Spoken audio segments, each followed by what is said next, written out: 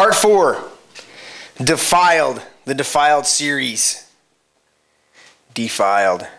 Today we have to talk about bitterness. Now, I've actually been talking about bitterness the whole time, but we had to start at offense. Offense leads to unforgiveness. Unforgiveness leads to bitterness. Hebrews chapter 12, it says, make every effort to live in peace with all men and to be holy. Without holiness, no one will see the Lord. See to it that no one misses the grace of God and that no bitter root grows up to cause trouble and defile many. Several things there that I've already gone over, but just to recap them a little bit. Be holy. Holy is not something that you work towards. It's something you step into. It's a state of existence, meaning I step into holy is a derivative of whole, being complete. So I step into God's completeness. Whatever I lack, once I'm connected with God, I don't lack that anymore. And if I find myself in a place of lack, it's because I have not allowed the completeness of God to flow in my life properly. Make sense? So be holy because the Lord is holy. It says without holiness no one will see the Lord. Exactly. You don't step into that place of being complete within God, being connected with God. You ever seen somebody at some of these silly movies and the guy or the girl will say to the other, you complete me? And they've even made it, there's sometimes when they portray it as being very sincere and there's other times where they're being silly with it. But the whole concept is you complete me. Without you in my life, I wouldn't be a whole person. You understand that idea? Well, that's a simplistic parable or example of what really happens when you're connected with God. You can truly say it with absolute sincerity, you complete me. And if I find myself in a place of lack within myself that I don't have something that I need at this moment, it's because I somehow stepped away. Or you're bringing it to my attention so that I can step into a deeper relationship with you. Because you do complete me. So when we're looking at this idea, I want you, this is the foundation. Make every effort to live in peace with all men. Be complete. Without being complete, you can't see the Lord for who the Lord is. You understand that? I could take you into John. There's a teaching in John that has it where it says Jesus is talking. And he actually says, he says, no one can see the Father unless the Son shows him. And no one can see the Son unless the Father shows him. And so he gives kind of this paradox of no one can see this one unless this one takes him to this one, and no one can see this one unless this one takes him to this one. And he says, so basically you just got to trust me to take you and show you, and then as you see the one, you'll start to see the other. And his disciples didn't get that. They said to him, they said, Lord, just show us the Father and that'll be enough. And he's like, if you've seen me, you've seen the Father. I'm the exact representation of God in bodily form. But they couldn't. Meaning you got to take a step of faith. You got to trust somebody. It's amazing to me when you say that to somebody and they go, well, I can't handle just trusting God like that and just stepping out into that area. Yet we do it in all of our relationships. When we meet somebody at first, we are infatuated with them. We're drawn to them without knowing really anything about them. And it's only later that we begin to discover their true character. And either it's good or it's bad, and we work through that. But all of us have a tendency just to embrace other people at face value. And at the same time reject other people at face value. We go, first impressions mean a lot. And if your first impression can't tell you everything about a person.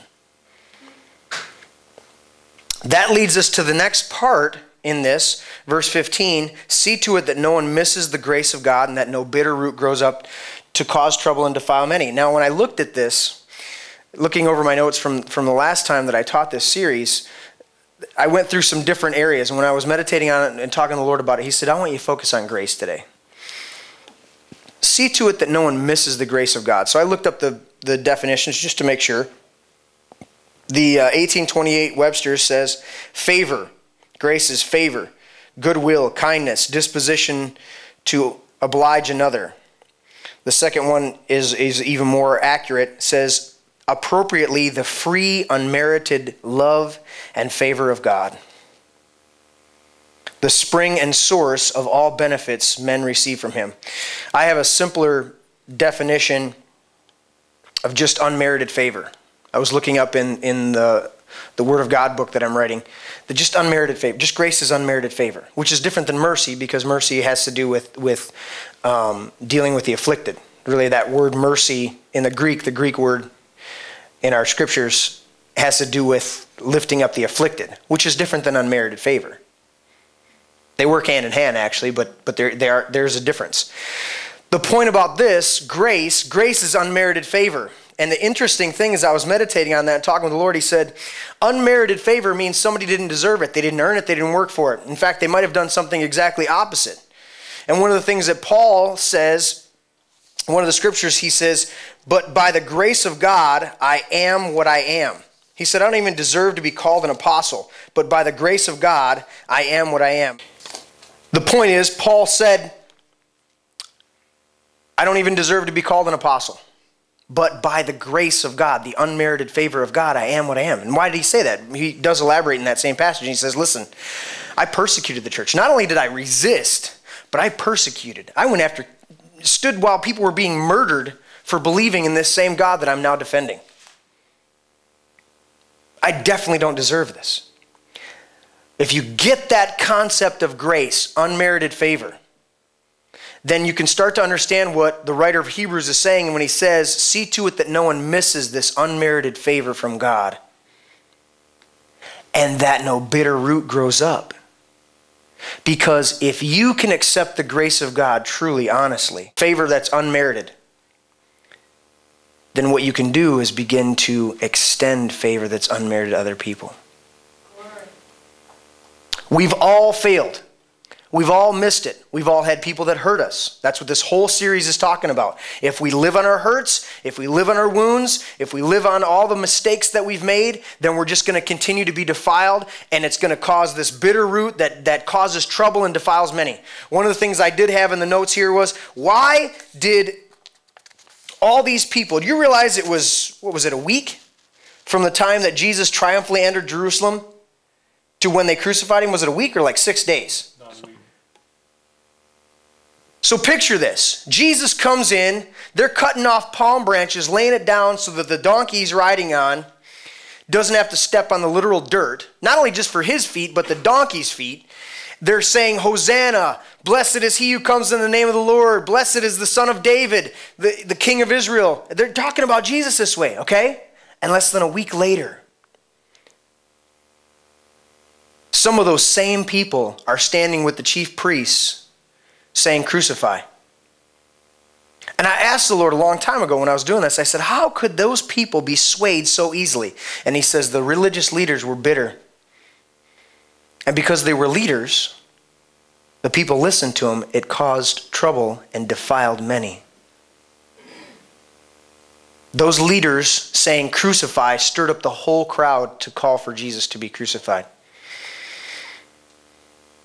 Even though, if you picture yourself being in that crowd, you could be on the day he enters Jerusalem, kind of wrapped up and pushed into the whole excitement of the event and saying, who is this Jesus? Who's, he's the Son of David? Okay, Hosanna. You're kind of wrapped up in it and not fully accepting, not fully understanding everything, but you're going with it because it's fun. It feels good. It's exciting. And then less than a week later, you're wrapped up in the same thing of this must be right because our leaders are saying this. And what it is, it's coming out of bitterness. It's defiled. That's why Jesus said, beware the yeast of the Pharisees. You know how much yeast you have to use? It's very little. Works through the whole batch of dough and causes it all to puff up. Bitterness will eat at your own soul.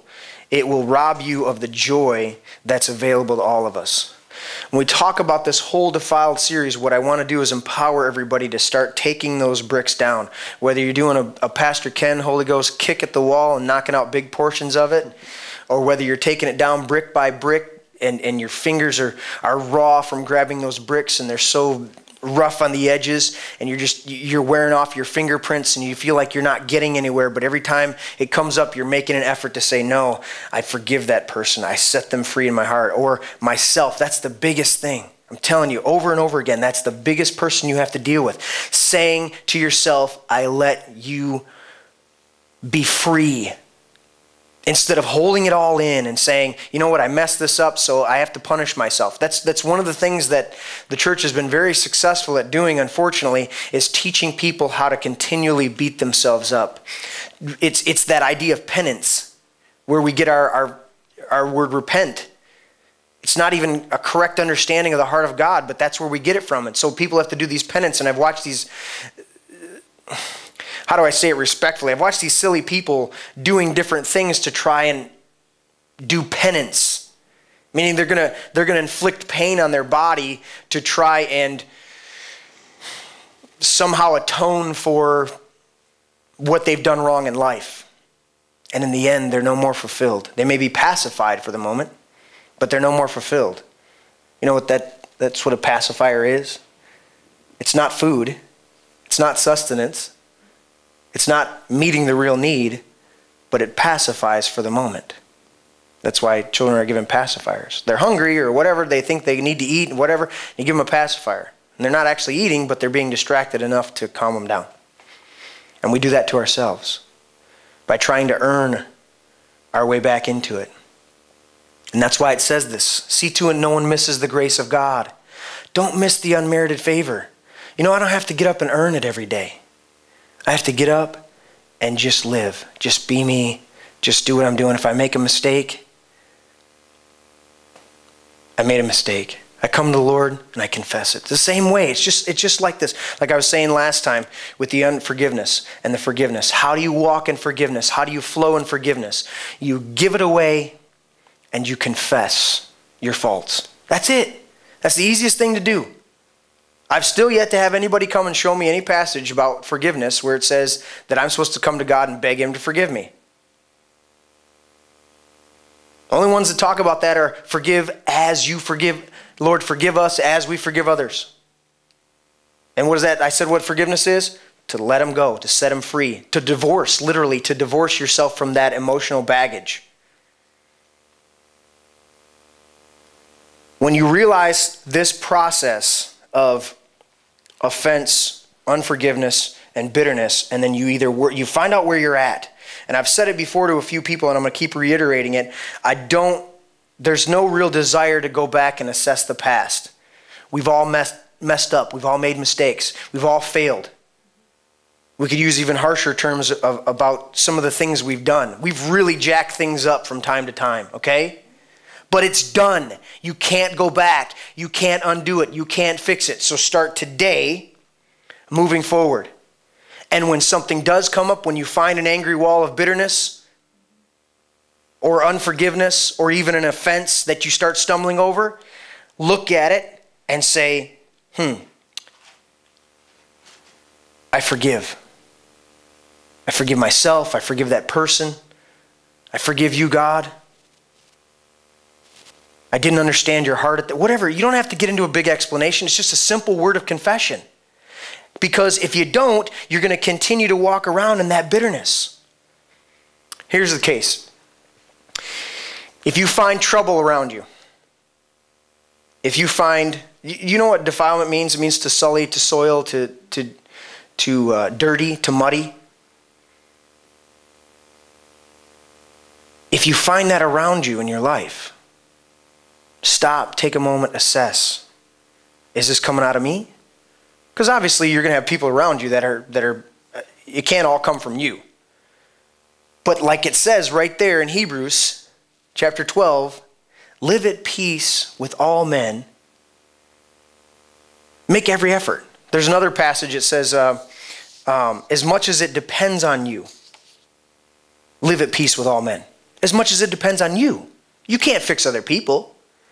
But if your heart's pure, see, this is all about walking in fulfillment and purpose.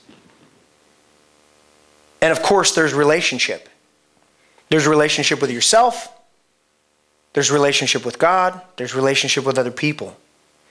But if you've already started from a negative, how are you going to have a pure relationship with anybody, no matter where they're at? Does anybody like to struggle? Anybody like to feel horrible, down, beat up? No. But Many people don't have the tools to get out of that. Once you get the tools and you start stepping into that freedom, that's where passion comes from, to begin to look for other people, to see them set free. It's just like Jesus standing over Jerusalem, and he's crying, and he says, how I long to gather you to me, as a hen gathers her chicks to her, but you were unwilling. This defilement series is all about saying, Lord, I'm ready to be free in this. And the simple tool is, every time, you know that person that just made you angry, they hurt your feelings, they did whatever, whether it's you or let's stick with somebody else because that's an easier way to do it, and then we'll apply it to ourselves.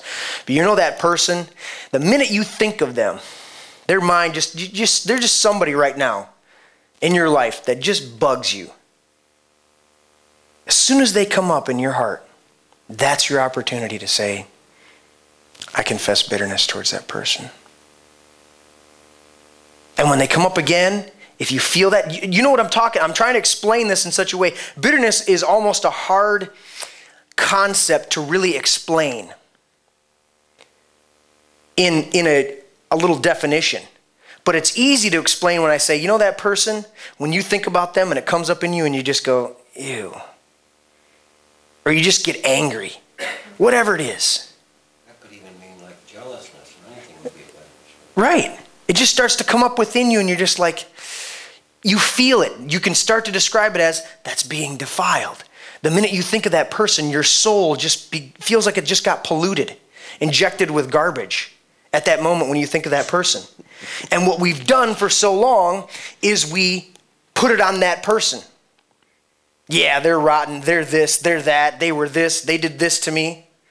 And what we don't realize is we're doing it ourselves no matter what they've done. We're putting that on ourselves no matter what they've done. Sorry, I don't want to carry around the burden of bitterness and resentment towards other people the rest of my life, because all it does is pollute me, no matter what I've done. And I said it before, it seems to me that there was a guy like 2,000 years ago that hanging on a cross after being beaten and bloodied almost to death said, forgive them, for they don't know what they're doing. And that's what this is. There's unmerited favor being offered to all of us. I mean, if you can't grasp total unmerited favor, look at the things you've done in your life and realize, hey, I'm still alive. I don't know how many people in this room alone, but how many people I've talked to that go, you know, I should be dead right now. All the things that I've done in my life, all the stupid things I've done, and this and that, I should be dead right now. I mean, take a look at that statement alone and go, somebody was protecting me from myself so I could get to this point right now to be able to say, you know what? There is something that I need to look at. There's some purpose here. There's something I need to do. And maybe it starts with this heart that I keep letting get polluted when I should be saying, no, I set that person. It's just simple. I'm telling you, when you start to do it, it's going to be tough. That's why I described the brick wall, the angry brick wall of bitterness, okay? Yeah, we can get to the point where we've got enough spiritual authority to where we're kicking whole sections out. But remember, even when you kick those sections out, you got to pick up those nasty bricks and load them up in the wheelbarrow and dump them in hell. Okay? But what I'm saying to you is, at the beginning, it's going to take a while. But it starts just like that. When that person comes up in your mind, you go, I confess bitterness towards that person. And I'm telling you, if you take anything that I say, take this. Doing that is a process, and you can get more efficient at it, but I'm telling you it works. Just saying that, I confess bitterness towards that person right now. I confess unforgiveness towards that person right now. I confess offense towards that person right now. Whatever area you find it in, saying that little phrase, whatever it is, whatever that person is, whatever, offense, unforgiveness, bitterness, start doing it. If you want to be free within yourself, start doing it. Start taking the bricks off. Learn to kick the bricks off. Learn to get the spiritual bobcat out, load up the bricks a ton at a time and dump them off. Just get rid of them. But you got to start. And you got to start with that when it comes up. When you think of the past failures you've had in your life, I use the outside person first because that's easiest to identify. When you think of the past failures you've had in your life, all the times you've disappointed yourself and disappointed others, and you carry that burden within you. You carry that frustration and anger within you. The minute you think of yourself in those negativities, say the same thing. I confess bitterness towards myself. I confess unforgiveness towards myself. I confess offense towards myself. And if you're hearing anything I'm saying, I'm telling you, do it. It'll take you a little while, but I guarantee if you stick with it, you'll find yourself stepping into freedom. You'll find yourself feeling freer. You'll feel the burden lifted up. Again, you can't change the past. You can't undo what's already been done. You can't go back and change it. We sit in remorse and regret and fear and anxiety, trying to figure out how we could fix the past, how we could go back and do that thing over again if we had a chance. You can't. There is no time machine. You can't do it. If people could travel back in time, you would be talking to them now because there would be enough people coming back. So time travel can't happen. Sorry. Because if somebody in the future figured out how to travel back in time, they'd have done it by now. We'd have seen them. We'd have shook hands with them. Hasn't happened. It's great for the movies. It's great for science fiction. Sorry.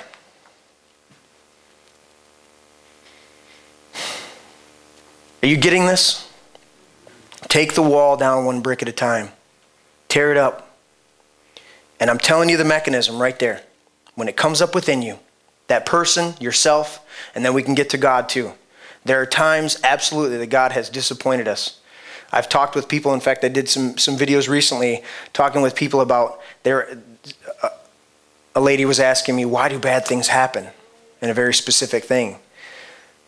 And I was trying to delicately explain this stuff. And what her purpose in that was to deal with the anger and resentment that she had towards God because of the situation, really bad situation that happened in her life. She said, I want to be angry with God, but I don't understand why this happened. And so I was trying to explain delicately why it happened, but bottom line is, there are things that we expect God to do that don't happen. And the Lord's saying, I know you don't understand why I can't do that. If you understood it, then we wouldn't have this discussion. But understand there's reasons I can't do certain things for you. You know, if the Lord moved on our emotions, then it wouldn't be a faith-based relationship. It wouldn't be trust. It'd be moved on emotions. And he doesn't want to hurt us like that. That's setting us up for failure. That's teaching us something that's wrong. He's not going to move on your emotions. If there's an ounce of faith there, he'll move on it. And hopefully we understand that that was faith and not emotion. But you understand what I'm saying. There are times where we expected something from God. We had an expectation for God to do something. We had a hope, a natural hope that this would work out and that would work out. And it didn't.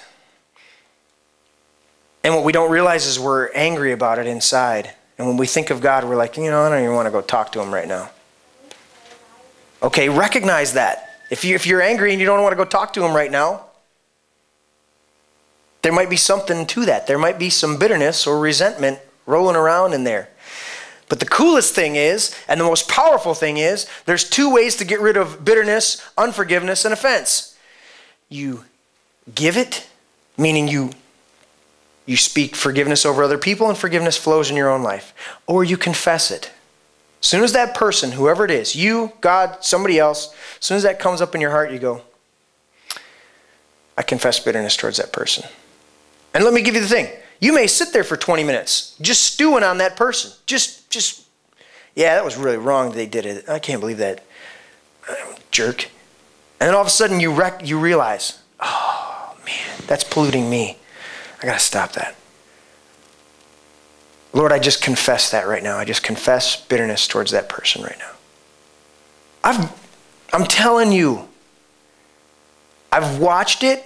I've experienced it for years now. How long have I been teaching this bitterness, unforgiveness, Jace? What, 18 years, 19 years?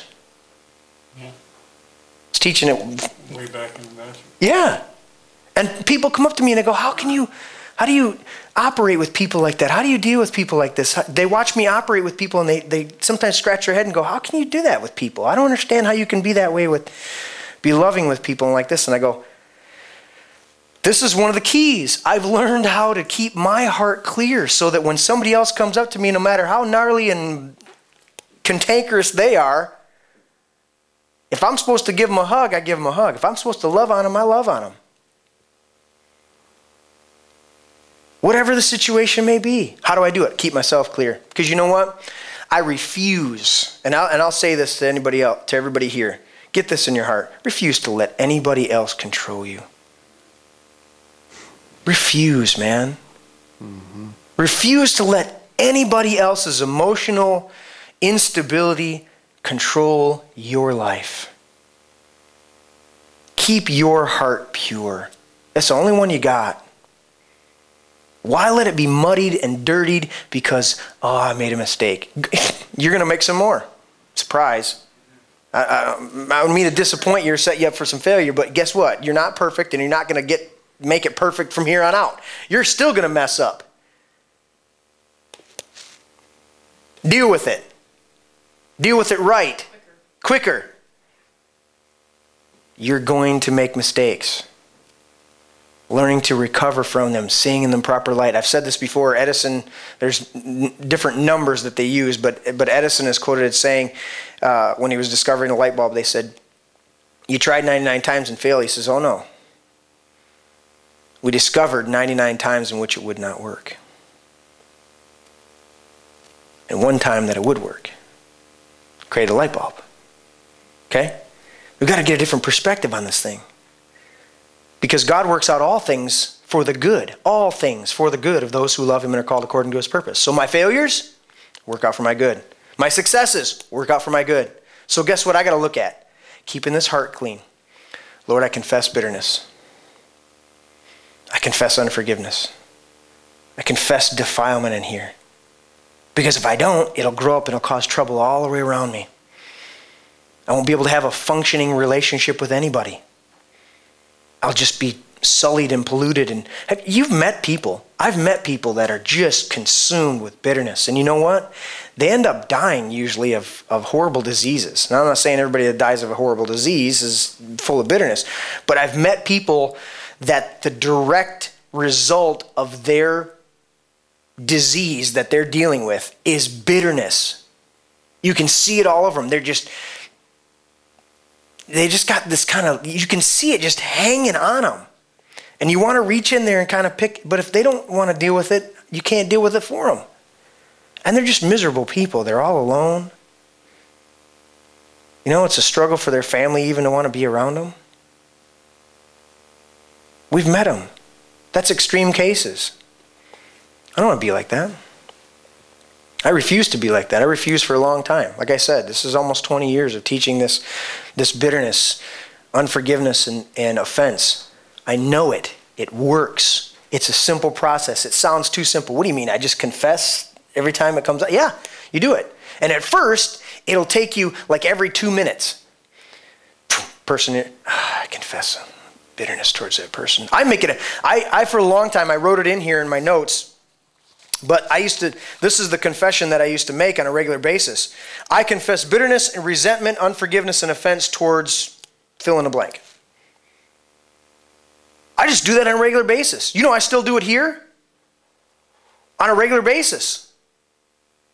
Just with the people around me. I'll just randomly, somebody will come up and in my heart, and maybe sometimes this whole body, that's one of the problems with leaders. Is they don't take the time to keep their heart clean towards their people. Because guess what? Your people are going to disappoint you. Your people are not going to do they're not going to step up and do everything that you need to do. Well, what does it mean? You're going to get angry and bitter at them and resentful at them? Or are you going to operate in love until they rise up in their purpose? Well, I think the second one's the best one. I think that's the heart of God, is just to go, you know what? I'm going to love on you. I'm going to, like Paul told Timothy, I'm going to gently instruct those who oppose me in the hope that they will, have a change of mind, leading them to the knowledge of the truth. It's the exact thing. So myself, I do it on a regular basis. Sometimes I just do it collectively. Lord, I just confess bitterness and resentment towards everybody at the fellowship. It's called, hey, do you wait for a big spill on the carpet to vacuum? Sometimes you have a big spill and you got to vacuum, right? You got to clean it up. But do you wait for that big spill before you ever vacuum? No, you do it on a regular basis. You just go through and you do a vacuum. There's sometimes you don't even see stuff on the floor. Some people are in a routine. Once a week, I'm going to vacuum. Once a week, I'm going to go through and do this. Mop the floors or whatever it is. You just have a regular routine. I know Sean's got those type of routines, or you probably got days on your calendar marked out for, I'm going to clean this today, and then Tuesdays is kitchen day and whatever. I don't know for sure, but I know you're a cleaning lady. Point being, we get into routines of keeping our house clean. Why don't we get into a routine of keeping our real house clean? Just on a regular basis. Just waking up and say, you know what, Lord, just in case I've let anything slip and I'm not paying attention, I just confess bitterness towards you and towards myself, towards those around me.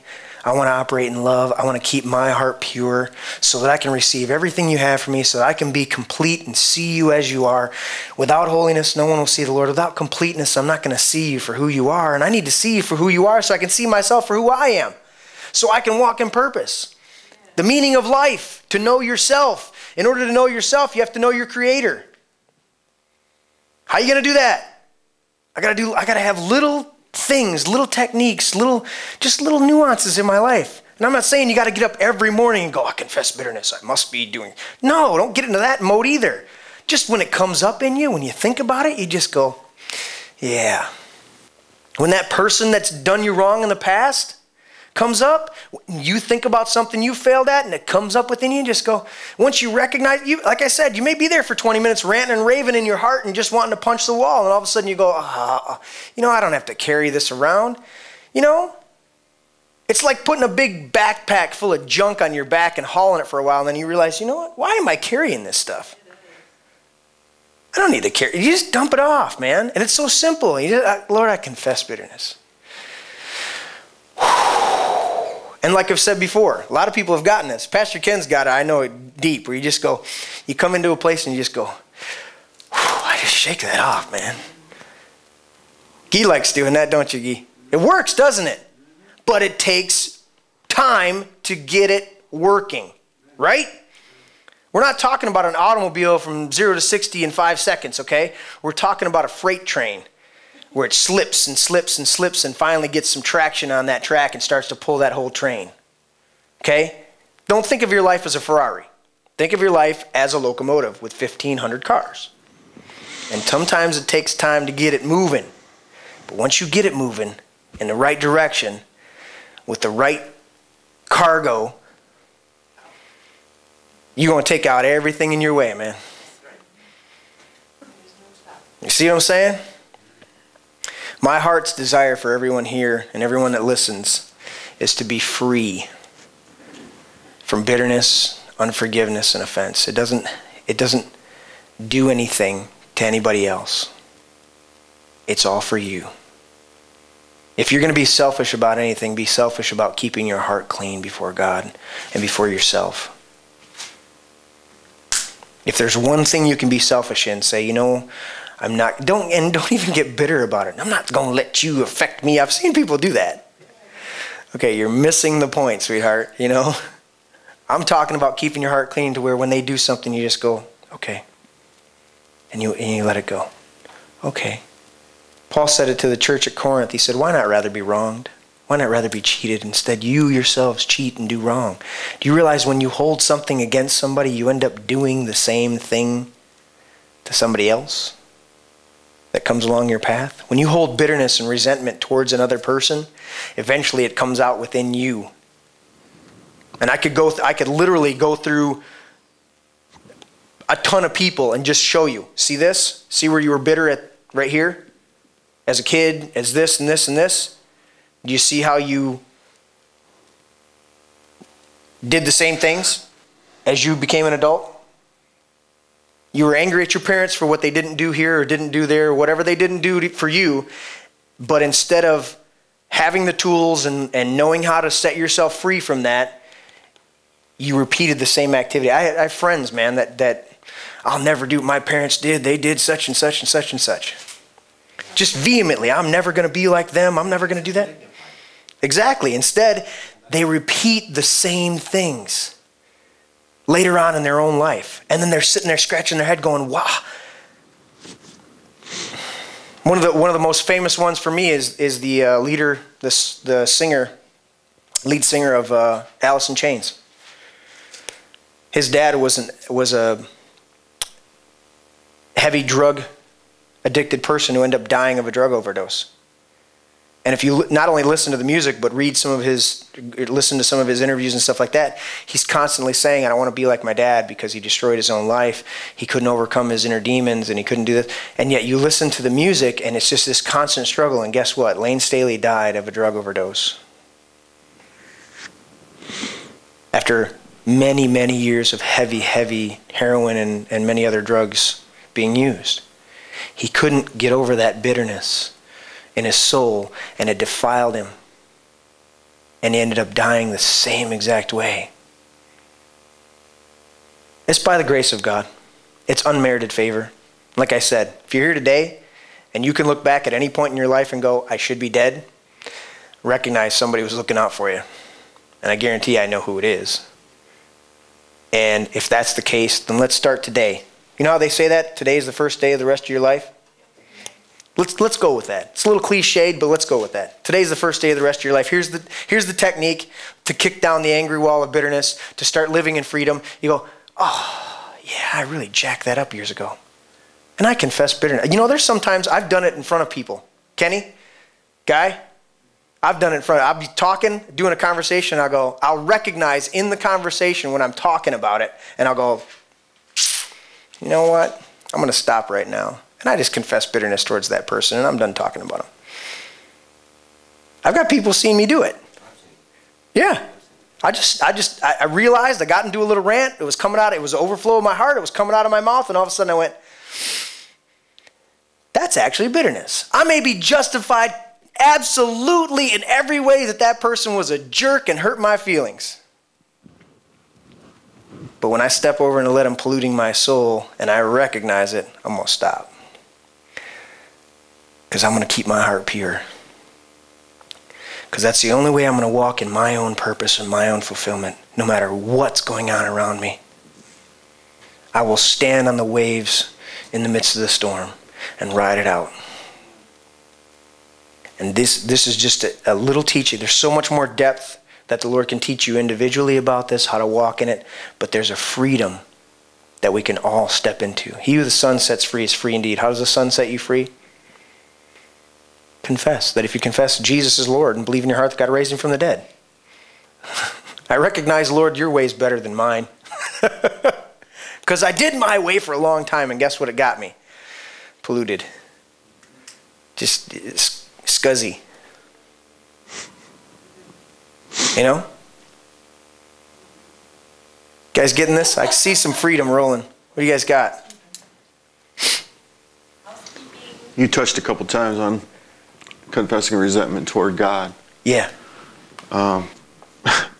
There's been times where Monica and I have been in the car and I'd be ranting about something.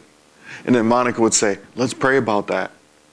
And I would, that totally just turned me off. Right. Just immediately turned me off. And I was angry that she even said that, if you can imagine that. I know that's hard to believe, but that's resentment toward God. Right. That's truly what that is. That's resentment toward God. That's me saying, without even I mean, it's a subconscious thing that happens to me. Yeah. And I have to realize it consciously. But subconsciously, I get mad at God that he allowed whatever that thing was to happen. And so I have to I have to consciously, like I said, pay attention to that now and confess that resentment toward God. It's an amazing thing that I could be resentful toward God like that and have it to be subconscious where I don't really realize it right away. And then, so to me, that's a huge thing, especially when you don't really realize it at first. It just happens, so. One of the things that causes the bitterness and the unforgiveness towards others is the Bible tells us to think soberly. Yes. About ourselves. Look at yourself in sober judgment. That means not too high and not too low. Right. Well, but where all this comes from, when you get bitter towards somebody the way they're acting towards you, or you don't forgive them, and you just really get offended easily. That comes from pride. Mm-hmm. It comes from that mentality of I deserve better than this. Exactly. And what you're saying is my favor is earned. Right. Rather than leaning on grace of God, the unmerited favor, and realizing that, wait a minute, I don't deserve anything. If you want to get really technical about it, I deserve to go to hell for the things that I've done. Right. And if you think of yourself soberly like that in those situations and realize, I understand who I am and where I am, and I understand everything that's been given to me is purely by grace. Right. And so I don't need to get offended when people come at me. Jesus said, if people are coming against you, they're really coming against me. And he doesn't need anybody to back him up. Or defend him or any of that. Need defense. So we don't need to defend ourselves and take it personally. Yeah. Absolutely. I was thinking about when Pastor, one of the things I didn't get into in this last part was the things that cause bitterness. Some of the things that cause bitterness, and one of the focuses that I really have in here is that just the idea of bitterness is that, you ever eaten something bitter? And you don't want to taste it, you don't want to eat it, and realize that God did that for the children of Israel. They went their own way, did their own thing, and he said, okay, you're not in my plan for you, which is true fulfillment and purpose. You're in your own plan. And it says that he caused them he subjected them to bitter labor. The bitterness of the soul, that bitter labor. And I was thinking about, just when you said about, it's just an automatic thing that if you're talking, ranting, and raving about something, you're going off about something, and somebody says, well, why don't we pray? I did that with Jace too. A little bit different circumstance, but he knows what I'm talking about.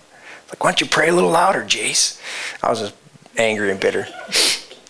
And, but just thinking about it, I was thinking back to the garden of how eating that fruit, there was a passage I was going to bring out of Revelation, I think it's Revelation 12, where John was told to ask the angel for a certain scroll. And he asked the angel for the scroll, and he ate it, and it was sweet to his taste. But then it turned sour and bitter in his stomach. And I just think about that in the garden where God said, don't eat the fruit of this knowledge. Don't go after knowledge. Come after wisdom. Then you'll understand. Then knowledge will be sweet to you. Literally, Proverbs says, if you go after wisdom, then understanding, then knowledge will be sweet to your soul. But if you go after knowledge first, it's going to turn bitter in you. It'll taste good going in, but it's actually going to be bitter. What it's talking about is relationship. Don't try to get something without relationship. Dig into relationship. It's talking about, you know what? I can go and download a whole bunch of stuff on the internet and figure out all these things, but I'd rather sit down with somebody who knows it and has experienced it already and fellowship with them, relate with them. That's when it's sweet. You know, when you get excited with another person about something the Lord's taught you, and you start sharing it with them, and they're like, wow, oh yeah, and you're just going back and forth. That's knowledge that's sweet to your soul. You follow what I'm saying? And that's a beautiful recognition that Pastor Ken was saying, that when you feel that thing, it may not come up as necessarily a resentment, but when you're just like, I don't want to pray right. Are you serious? Pray right now? I was just ranting, man. I was just letting off some steam. I was just, letting it out. You need to back up off me. Why don't you pray? Why don't you pray? Yeah. Why don't you just, That's how we all can get that way, man. Go, we're just, we'll even find ourselves, have you ever done this? I think I've done it. And some other people, ever been mad at somebody else's freedom?